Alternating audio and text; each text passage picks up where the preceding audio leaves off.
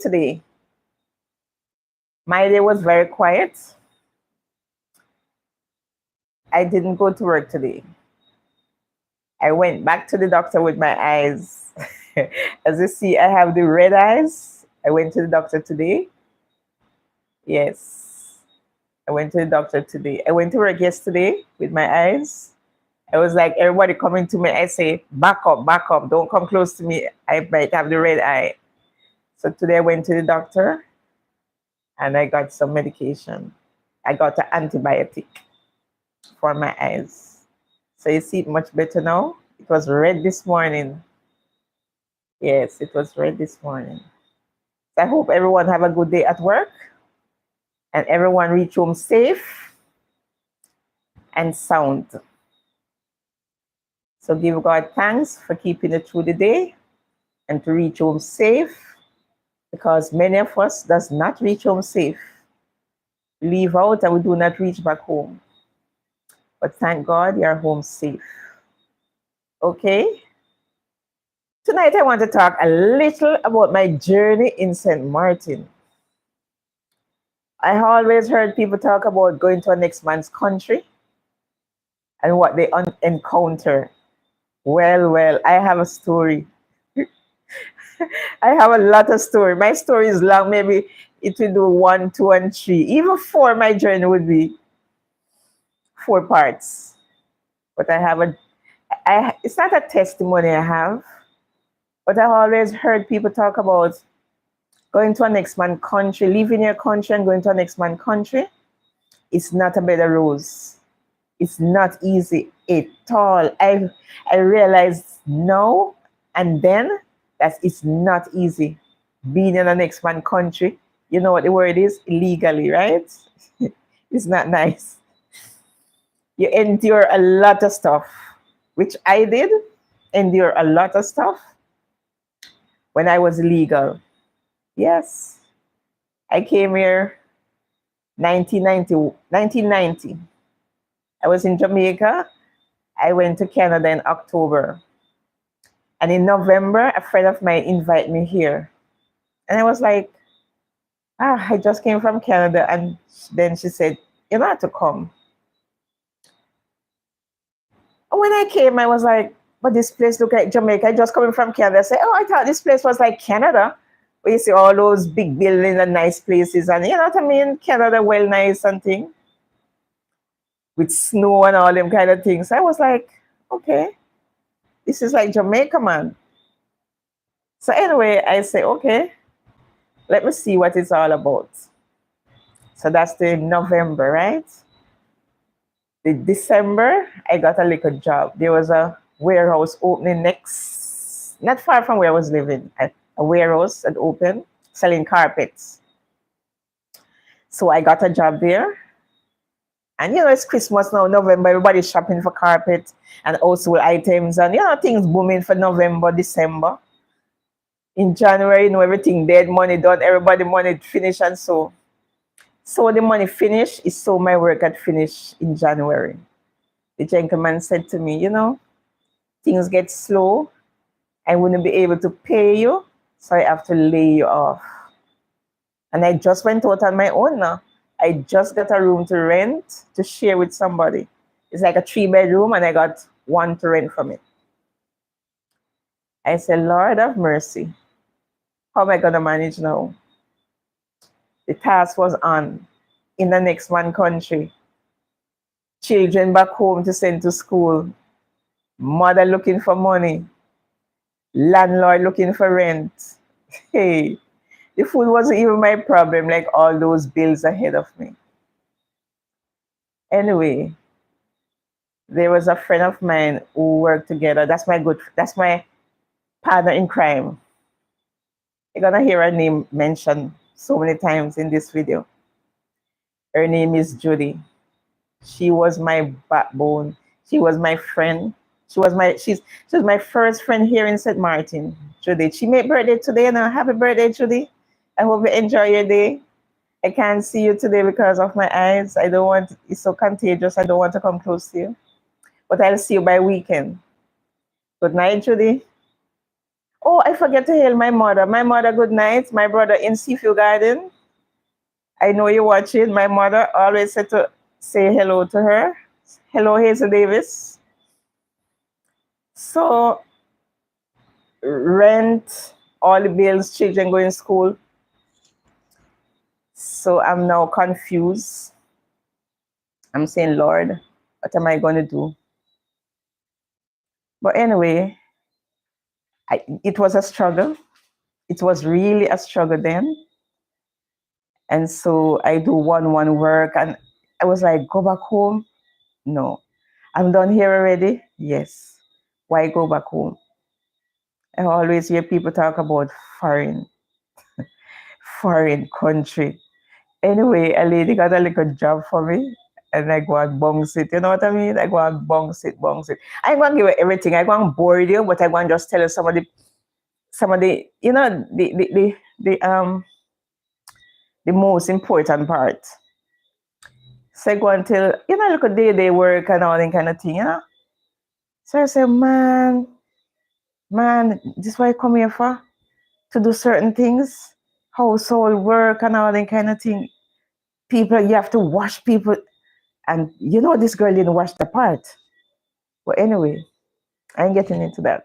I ain't getting into that part. But you know, I'm saying, boy, I have children to support. So I might as well just do certain things.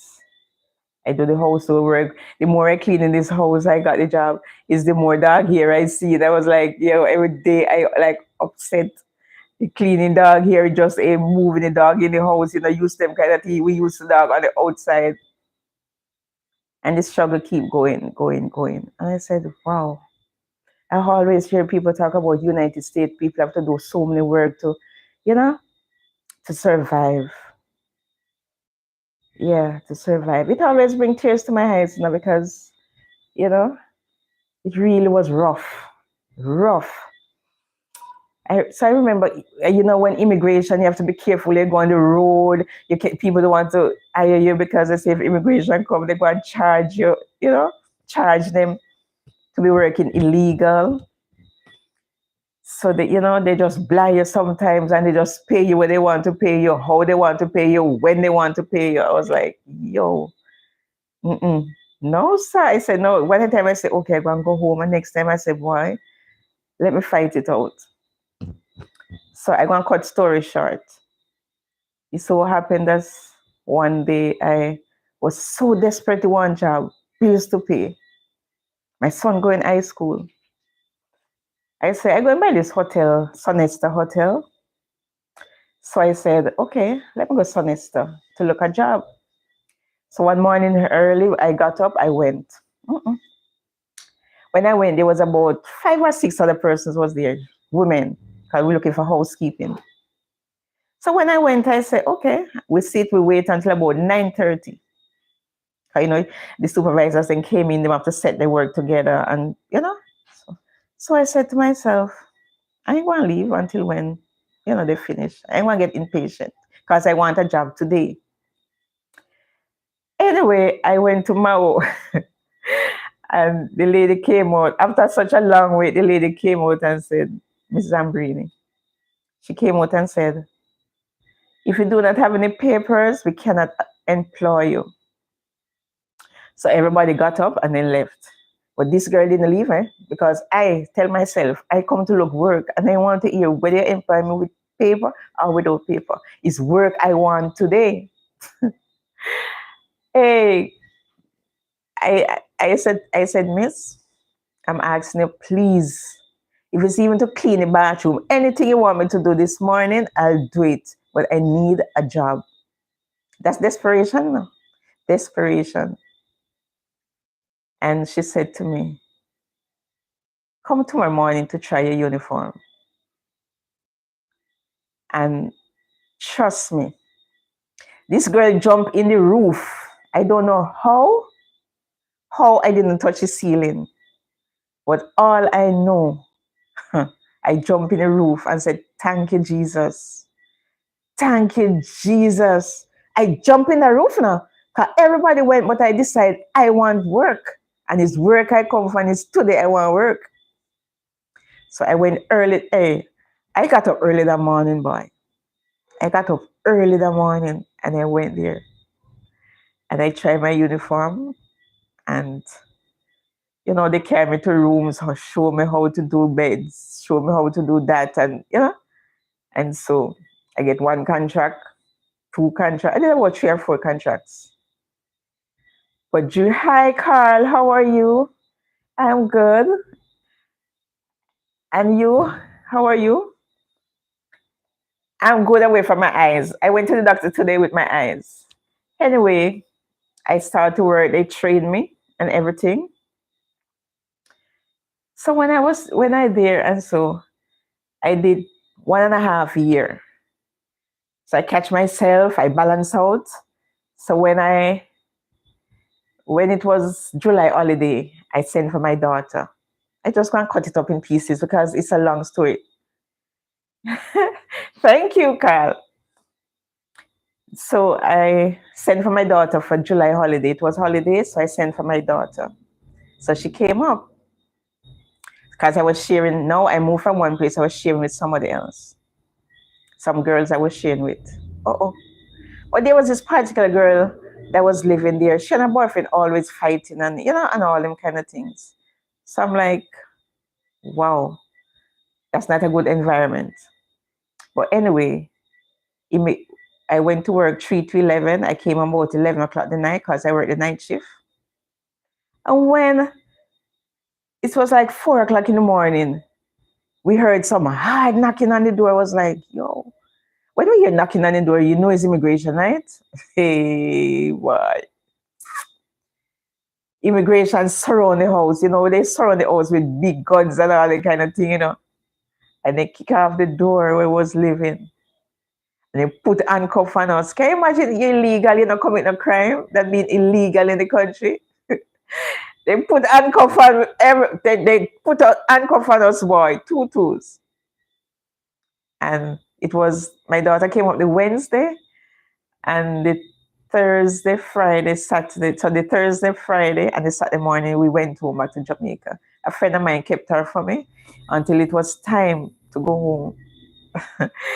And I was in jail for being illegal. I slept there Thursday night, I slept there Friday night, and I went home Saturday morning. I couldn't sleep, I couldn't eat, I couldn't function inside there. I was like, I really leave my country to go in jail.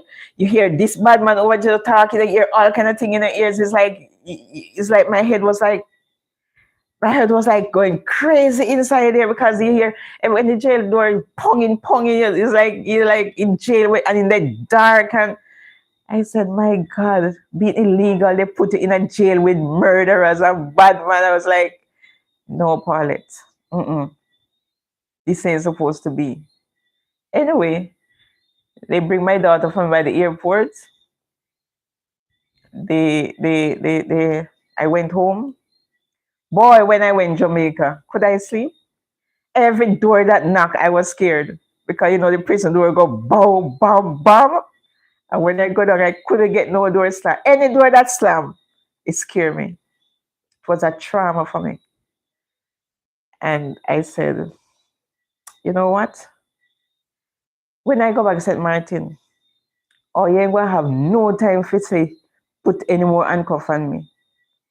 Because I used to go a lot of, I never used to start go parties yet. I was just focusing on getting myself together. And I went home and I came back, but I'm not gonna say how I came back. I came back because now I get adjusted to St. Martin and not the Jamaican life anymore. So I was there and I said, I do all kind of, I just like puzzling how to come back. Anyway, I came back. I ain't gonna say how I came back because I don't know, what I en route. And I came back. When I came back, I said, okay, you ain't gonna send me home again. And my girlfriend always tell me, Polity always write. I like to write.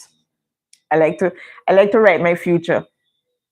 And so all the time I always write, I want a 3-bedroom house. I want a 3 apartment house with 3 upstairs and 3 downstairs. I always say that. And I tell it, and I write in how I want it to be. And I want it how that be, and I want that be, and I want what color. I love green. Green is my favorite colors. I like green. My favorite color is green. And so I always say I wanted to paint in green and I want this. And I said, yeah. I said, me, I have to get my papers and I need my passport because you ain't going to send me home and I came back and not getting anything again. I came back and it was, it wasn't so easy. I stayed with a friend until when I catch myself and so.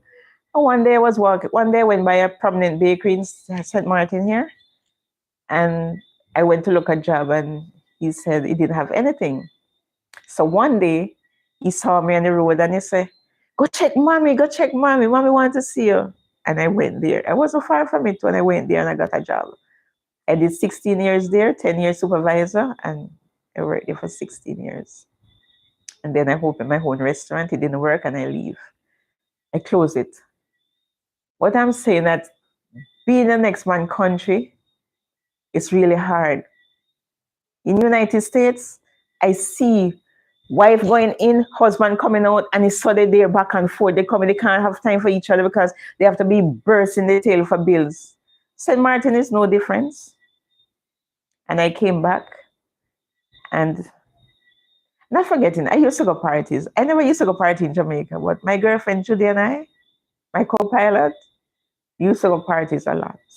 Carnival, all Panak, we there. But we grown and we say, there comes a time when we got to stop. There comes a time when we got to stop. And we stopped. But it was hard. It was hard. In the beginning, it was hard. Hard. I tell you, it was so hard. Being here, illegal. Yes, being here illegal. And when I got my papers, I said, okay, as long as I get one, they call for amnesty once. And I say, I put in my own papers. I put my own papers and get permanent. Mm-hmm. Yep. I didn't make my boss put the second one because I say I want permanent. So I did it myself. Yes, it was hard. I went through a lot.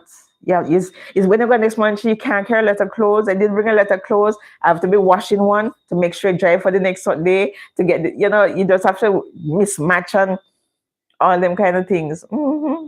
Got to mismatch on all them kind of things to survive, Survival. I remember I was living in KB once and immigration always, when you live in a shanty town, immigration always visits. One night, we heard somebody screaming, I said, immigration. I run in the bush and in the bag wire and cut up myself. There was time when my brother had to be on the house top watching for immigration while we sleep and we do it, I tell you, it wasn't easy. It was easy self. A next man country. But I thank God that is why now I've been too hungry. I didn't went closeless, but I didn't have much to change. But I mismatched what I have until I got, and my girlfriend Judy, she was really there for me. In the time of needs, my girlfriend Judy, always there for me. Yeah, always there. Once she had a daughter, and when she was working, she asked me to babysit, And now that little girl come get a grant, I feel so old. I feel like I'm an old lady now. But I thank God for taking me through. And so this is why I wanted to always lend my hand and my help to people who is unable to. Because there's a lot of people here stretch their hand to me. Yeah. I got a lot of help from people. I don't know why, but I'm connected. And so they helped me a lot. Yeah. They helped me a lot. And so now is my time to give back to my community. And so on Sundays, I just cook On Sundays, I just cook. When there's any little occasion like Mother's Day or Father's Day, I'll do baskets for the homes. And I just give out food for the rehabs and the homes and, in those places. Because I thank God for thus far. I achieved what I came back for. I achieved it. And so I am grateful because I achieved my permanent papers. You have to have your permanent papers. And I was able to achieve their passport. And I got my dream that I always wanted. And I thank God for that. I can't be more grateful. God is good.